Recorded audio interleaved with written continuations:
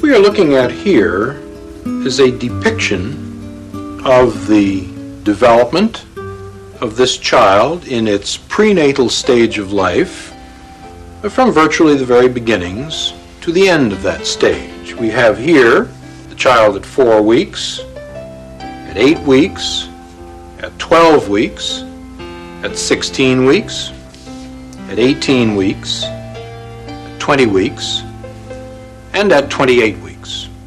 As you can see, there is no revolutionary or dramatic change in the form or in the substance of this person throughout this developmental stage. Now, this little person at 12 weeks is a fully formed, absolutely identifiable human being. He has had brain waves for at least 6 weeks. His heart has been functioning for perhaps 8 weeks. And all the rest of his human functions are indistinguishable from any of ours. We have then the 12-week unborn child in the uterus being this muscle surrounding the child. When the abortionist commences the procedure, he will first place this instrument, which is known as a speculum, into the woman's vagina, and will then open it in order to visualize the cervix, the neck of the womb, here. Having visualized the cervix, the abortionist then takes this instrument, which is known as a tenaculum, and fastens it securely through the speculum onto the cervix in this manner, clamping shut the tenaculum and getting a firm grasp on the cervix. The next instrument which is brought into play is called the sound. This instrument is then introduced into the uterus, and it is then removed, the abortionist having ascertained exactly how deep and in fact how large the uterus is. And then this set of dilators, these metallic curved instruments, are used to effect the opening of the cervix in order to introduce, finally, the abortion instruments themselves. The abortionist first introduces the most slender of these instruments into the cervix to dilate the cervix. The introduction of this instrument, called a polyp forceps, into the uterus through the already dilated cervix, and the abortionist will then attempt to grasp the free-floating head of the child in the uterus between the rings of this instrument. The head is then crushed, the contents of the head removed, and finally the bones of the head. And the abortion is then effectively at an end. We've seen what the 12-week child appears on the ultrasound screen.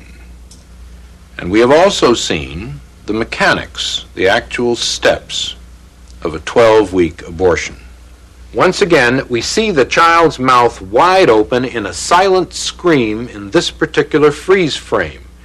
This is the silent scream of a child threatened imminently with extinction. Now, the heart rate has speeded up dramatically, and the child's movements are violent at this point. It does sense aggression in its sanctuary. It is moving away. One can see it moving to the left side of the uterus in an attempt, a pathetic attempt, to escape the inexorable instruments which the abortionist is using to extinguish its life.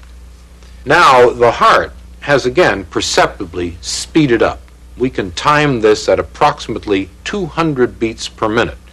And there is no question this child senses the most mortal danger imaginable. And the child is being pulled in a downward direction by the abortionist's suction tip with the negative pressure applied to it, and the body is now being torn systematically from the head of the child being in this direction here. I am now outlining the child's head. The lower extremities have already been lost, and we see the suction tip flashing from time to time in the screen as a typhoon-like series of echoes, and the child is being tugged back and forth as the suction tip has now been applied to the body, and the abortionist is exerting his traction on the child in this manner. The child's head is still discernible here. The body is no longer discernible. It has now been torn from the head. What we see now is the head itself with what is called the midline echo of the head and the spicules or fragments of bone. Now this head, which I'm outlining here, on this 12-week child is simply too large to be pulled in one piece out of the uterus. The abortionist is going to have to employ this instrument, the polyp forceps, in an attempt to grab the head. The abortionist will attempt to crush the head with this instrument in this manner and remove the head piecemeal from the uterus. אמא, את נושאת אותי בבטנך, אני מחובר אלייך. אוכל את מה שאת אוכלת, נהנה מאותה מוזיקה שאת שומעת, צוחק ממה שאת צוחקת, הכי קרוב אלייך.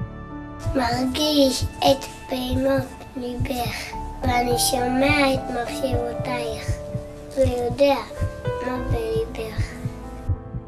אני יודע שאני לא מה שאת צריכה עכשיו, אבל אני כבר כאן, ואני נורא רוצה לחיות.